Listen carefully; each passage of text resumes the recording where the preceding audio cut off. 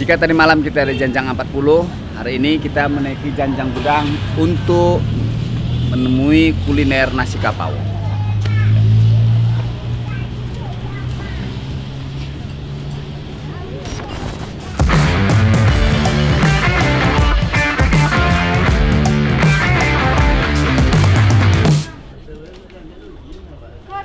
Saat perut lapar, ingatan akan hidangan nasi kapau menggoda selera untuk menyantap sajian khas hidangan Bukit Tinggi yang berasal dari negeri Kapau Tilatang Kamang, Kabupaten Agam. Tempat kuliner yang terkenal untuk mencicipi masakan Padang di Bukit Tinggi ada di Pasar Lambuang ini. Ini tempat berkumpulnya nasi kapau yang sangat tersohor. Jadi mereka yang dari daerah Kapau itu berdagang di sini. Ayo kita ikuti untuk mencicipi nasi kapau. Sajian kuliner nasi kapau tersaji di lapak-lapak kuliner tempat ini. Kami pun mampir ke lapak Uni R, menikmati hidangan yang disajikan khas nasi kapau. Aneka sajian dari masakan Padang nasi kapau, tapi yang khasnya itu khusus. Tunjang, Gulai tunjang, usus, apa lagi nih? dendeng, Dendeng, tunjang, dan yang paling unik itu dengan senduk panjang. Sanduak panjang. Nah, ini tunjang.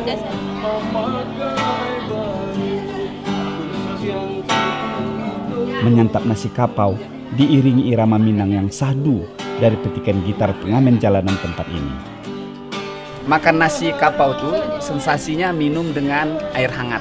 Jadi ini air panas, letak dicuci tangan supaya menjadi hangat ya. Makanya kita makan itu keringatan di sini. Walaupun cuaca dingin di Bukit Tinggi. Ya, mari kita cicipi.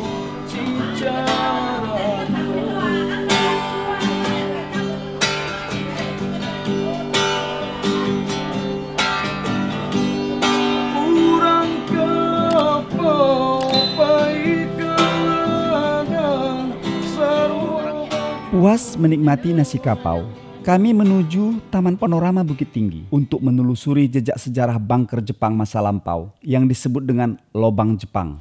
Dari mulut lubang ini ke dalam lubang itu sejauh 64 meter dengan menuruni anak tangga. Yuk kita masuk ke dalam lubang. Memiliki panjang 1,5 kilometer dengan lebar 3 meter, bersekat yang memisahkan 21 terowongan yang digunakan untuk tempat tinggal. Ini lorong ini panjang, jadi banyak simpang yang akan menghubungkan ke lorong-lorong lain. Kalau lorong ini pakai keramik dan ini sudah di semen, nanti kita akan ketemu dengan lorong yang masih alami. Contoh seperti ini. Ini lorong yang masih alami. Yang dulu fungsinya sebagai ruang amunisi. Ini masih alami. Ini jauh ke dalam ini. Tapi kita tidak usah masuk lah. Jauh masih alami, masih tanah. Tanah ini juga menjadi rendah karena mungkin berkali-kali dia runtuh jadi rendah. Dulunya ini ya tinggi, jadi rendah. Menjelajahi bunker ini memberikan sensasi petualangan yang berbeda karena kita dapat melihat tempat pertahanan yang kuat masa lampau yang dibangun oleh pribumi melalui kerja paksa di bawah tekanan tentara Jepang yang menduduki Indonesia di tahun 1942 sampai 1945. Itu ventilasi lubang. Jadi saking banyaknya lubang-lubang, ini seperti persimpangan lalu lintas saja. Ini bisa belok kita bisa belok kemari. Ini juga masih alami. Oh tidak, ini renovasi. Di depan itu ada pintu keluar. Mungkin dulu kalau mereka bilang pintu pelarian, tapi sesungguhnya itu adalah pintu evakuasi kalau terjadi apa-apa. Nanti kita bisa lihat karakter apa yang ada di depan. Lubang ini tembus ke jalan ke Ngarai Siano. Itu sudah menuju Ngarai Siano. Di bawah itu sudah Ngarai. Bahkan itu di Ngarai masih ada lubang. Kita coba nanti mengeksplor apakah lubang itu masih bisa kita masuki dari ngarai. Ini ada pintu untuk menyergap musuh. Jadi di depan itu hutan. Nanti Serdadu bisa berlindung untuk menyergap musuh di dalam. Kita coba mendekatinya. Karakter lubang ini berada di ketinggian di atas jurang. Jadi itu ada jalan di bawah. Sehingga Serdadu kalau mau melihat musuh, dia bisa berada di atas untuk membidik ke bawah. Sebenarnya pintu penyergapan ini juga berfungsi untuk ventilasi dari lubang ini. Jadi di sini banyak pintu, itu berfungsi juga sebagai ventilasi untuk sirkulasi udara yang berada di dalam lubang. Ini tidak bisa keluar karena ini langsung ke jurang. Ya, kita cari yang lain. Kita berada di pintu pengintaian. Jadi pintu pengintaian ini hanya bisa ditelusuri oleh satu orang. Nah, sebenarnya posisi kita ini sudah berada di atas tebing tinggi ini.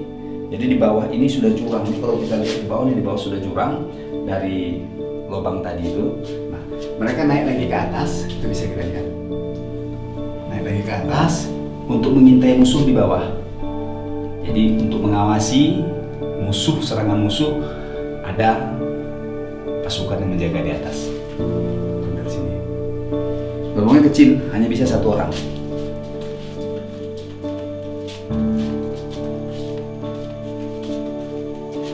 Keseluruhan areal dari terowongan ini hampir mencapai luas 2 hektar.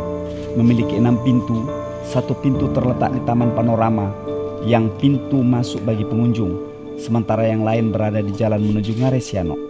Ngarai yang indah, yang juga membisikkan suara sumbang, suara penderitaan anak bangsa masa lalu saat langkah-langkah kaki berjalan menapaki lintasan kelam dalam bingkai potret lukisan kota Bukit Tinggi yang menawan.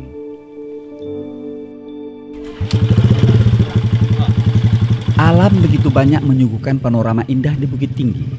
Satu di antaranya yang menjadi menu utama sajian di sini adalah Ngarai Sianok. Sebuah bentang alam dengan tebing-tebing yang curam di kedalaman 100 meter yang terbentuk akibat pergerakan patahan bumi telah membentuk ngarai yang berkelok-kelok. Kami